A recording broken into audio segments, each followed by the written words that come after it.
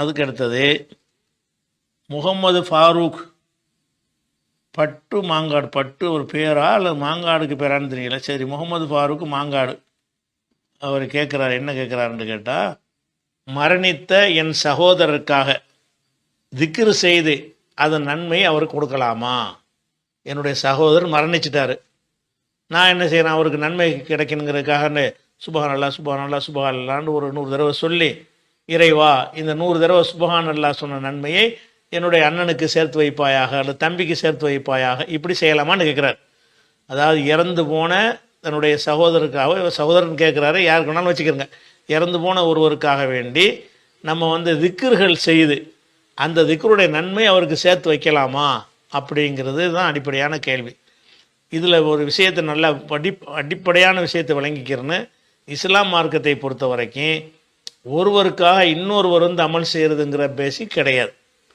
என்னுடைய மறுமைக்கு நான் தான் அமல் செய்யணும், உங்களுடைய மறுமைக்கு நீங்கள் தான் அமல் செய்யணும். வலா தசிர் வாசிரத்தும் விசர உஹ்ரா, ஒருவருடைய சுமையை இன்னொருவர் சுமக்க மாட்டார்னு இருக்குது. அல்லை சலில் இன்சானி இல்லாமா சா, எந்த ஒரு மனிதனுக்கும் அவன் பாடுபட்டது தான் அவனுக்கு கிடைக்கும். அவன் பாடுபட்டிருக்கணும், நான் பாடுபட்டது எப்படி எங்கள் வாப்பாவுக்கு கிடைக்கும்? எங்கள் வாப்பா பாடுபட்டது எனக்கு எப்படி கிடைக்கும்? அல்லை சலில் இன்சானி இல்லாமா சா, எந்த ஒரு மனிதனாக இருந்தாலும் அவன் உழைத்தது தான் அவனுக்கு கிடைக்கும்.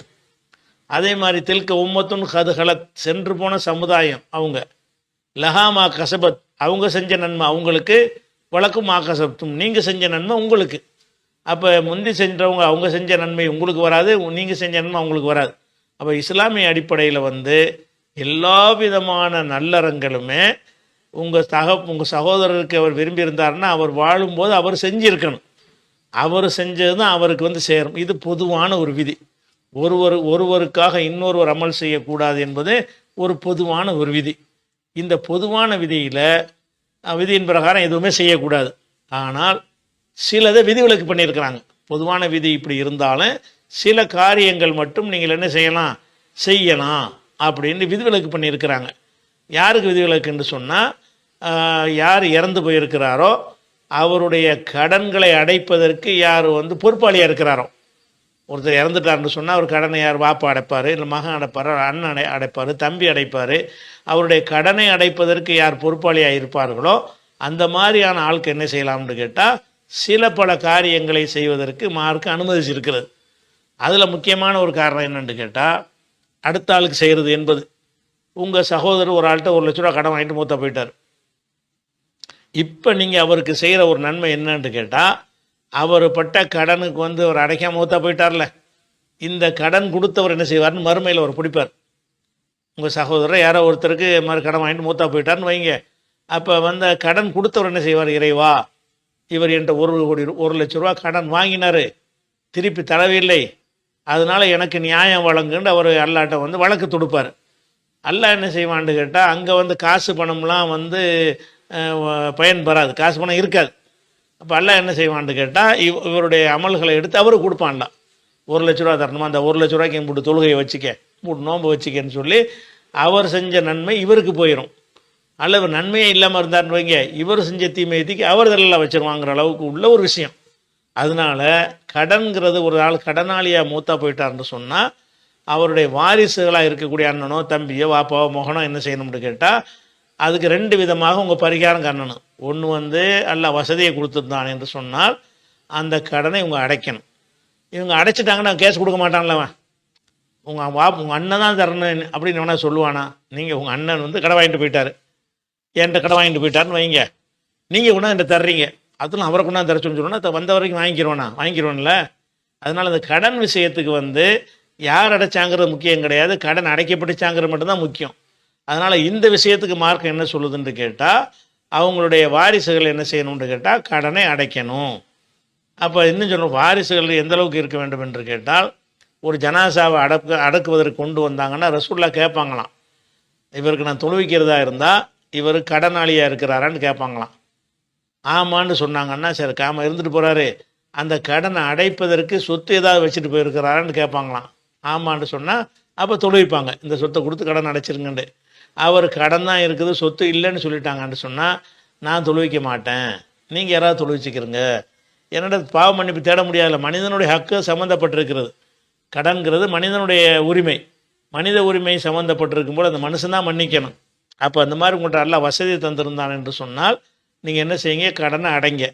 வசதியை தரலைன்னு சொன்னால் என்ன செய்யணும்னு கேட்டால், யார் கடன் கொடுத்தார் அவர்கிட்ட போய், என்னுடைய சகோதரர் உங்கள்கிட்ட கடன் வாங்கிட்டாரு, அதை அடைக்கிறதுக்கு அவர்கிட்ட சக்தி இல்லாமல் போயிட்டாரு, நீங்கள் மன்னிச்சு விட்ருங்க, மறுமையில் அவர் பிடிச்சிடாதீங்க, என்கிட்ட வசதி இருந்தால் கூட நான் உங்கள்கிட்ட தந்துடுவேன், என்கிட்டையும் வசதி இல்லை அப்படின்னு சொல்லி அவர்கிட்ட கெஞ்சி கதறி கூத்தாடி என்ன செய்யணும், அவர் அந்த கடனை மன்னிக்கக்கூடியவராக நம்ம ஆக்கிட்டோம் என்று சொன்னால் அந்த சகோதரருக்கு நன்மை பயக்கும். ஒன்று நம்ம கடனை அடைக்கணும், சகோதரர் நன்மை. இது எங்கே இருக்குன்னு கேட்டால், இது புகாரில் இந்த ஜனாசா கொண்டு வந்து ரசூலுல்லாஹ் கேட்பாங்கல்ல, இந்த சம்பவம் புகாரில் 2295 இருக்கிறது. 2298, 2291, 5371 ஆகிய ஹதீஸுகளில் இந்த விஷயம் வருகிறது. அப்போ கடனை அடைக்கணும்.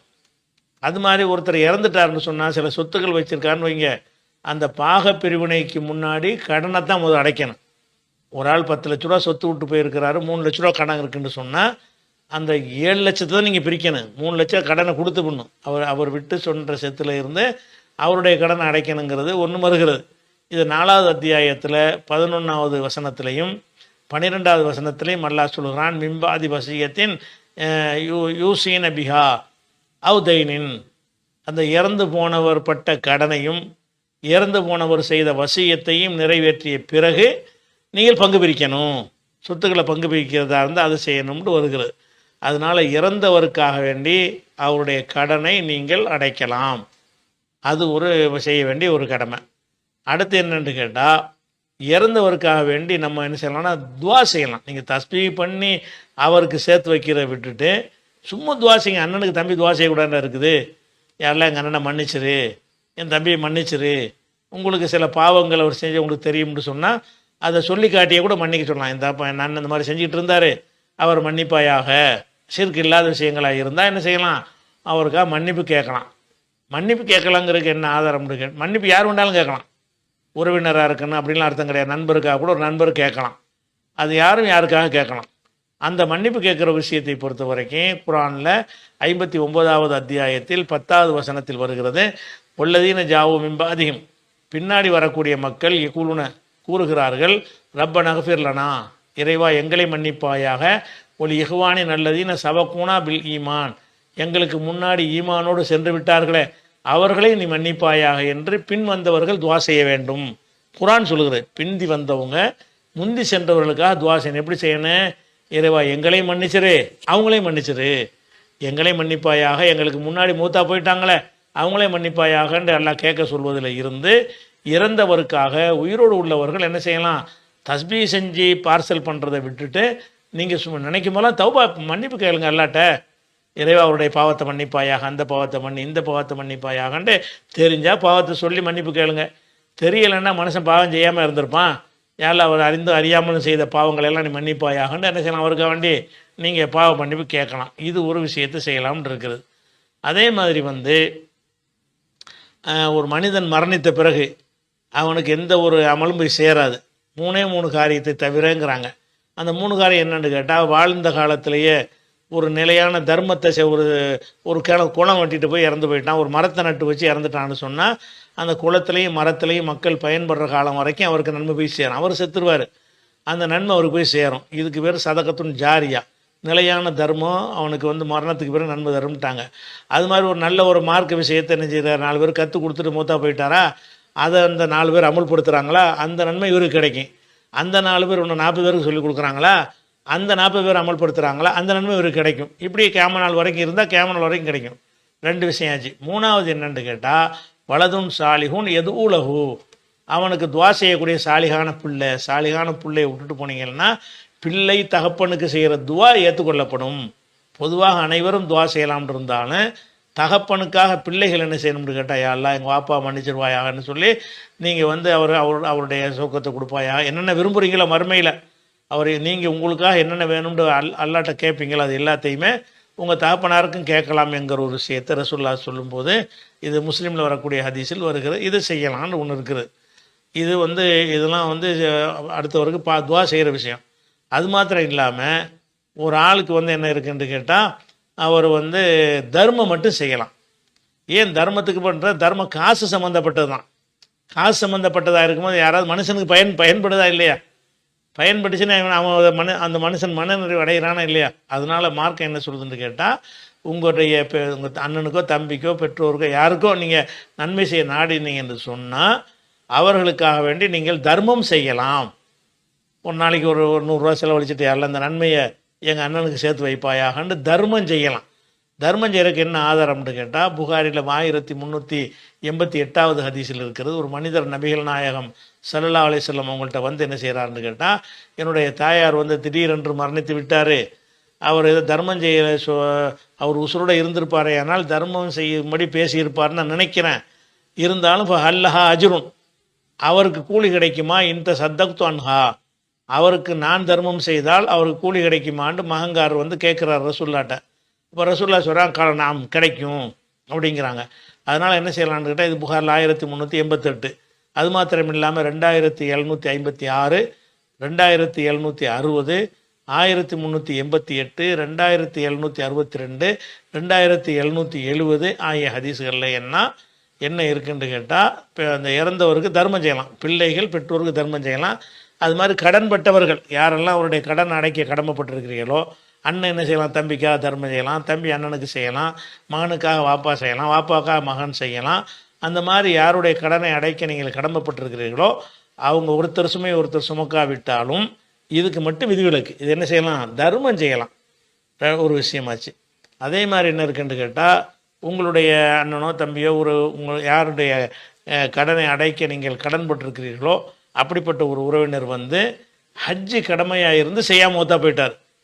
ஹஜ்ஜு கடமையாக இருந்தால் தான், கடமைன்னா இல்லை கேள்வி கேட்டுருவான்ல, கடமை இல்லாமல் மூத்தா போயிட்டார். இப்போ நீங்கள் பெரிய பணக்காரன் ஆகிட்டீங்கன்னா அது பஞ்சாயத்துக்கு செய்யக்கூடாது. ஏன்னா அவருக்கு எல்லாம் கேள்வி கேட்க போகிறது இல்லை.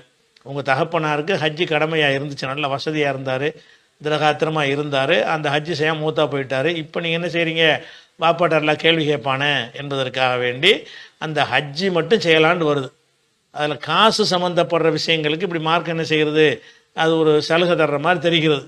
அப்போ ஜுஹைனா கோத்திரத்தை சேர்ந்த ஒரு இது புகாரில் 1852வது ஹதீஸில் வருகிறது.